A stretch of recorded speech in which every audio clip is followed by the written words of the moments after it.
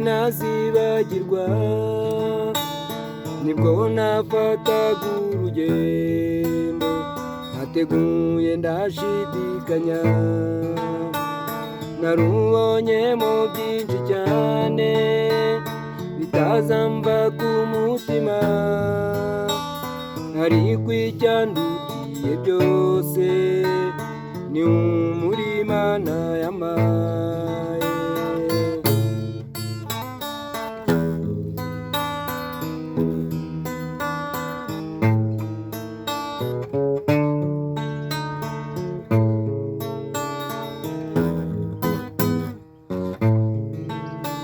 Aho nari nagendereye nasanze umwana utagira uko asa, uwo mwana yanyuze umutima namusabye ko twicarana nawe yicaye ibumoso bwanjye, nibwo nangiye kumubaza byinshi kuko numvaga mwikundiye, twaraganiriye bishyira kera maze ambwira n'akazina ke.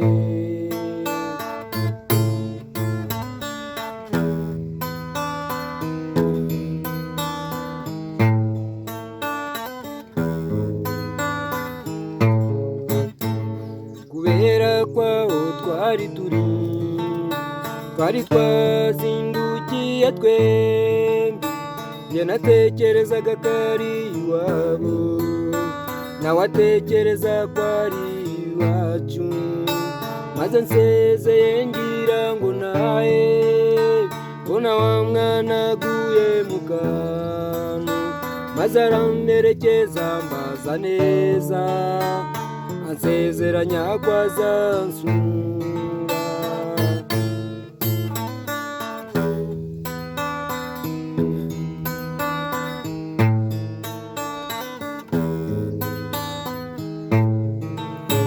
Nazirikanaga ibyo yambwiye njye nzajye mukundana wankunde we, maze nibutse imvugo ye nziza inseko y'iziri imbere ka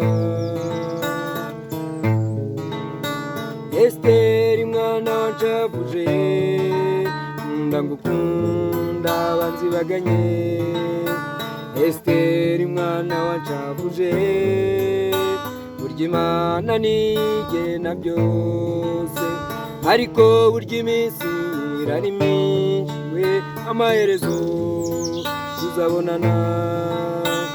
Esiteri mwana wamugoje dore Imana nigena byose, Esiteri mwana wancavuje dore Imana nigena byose.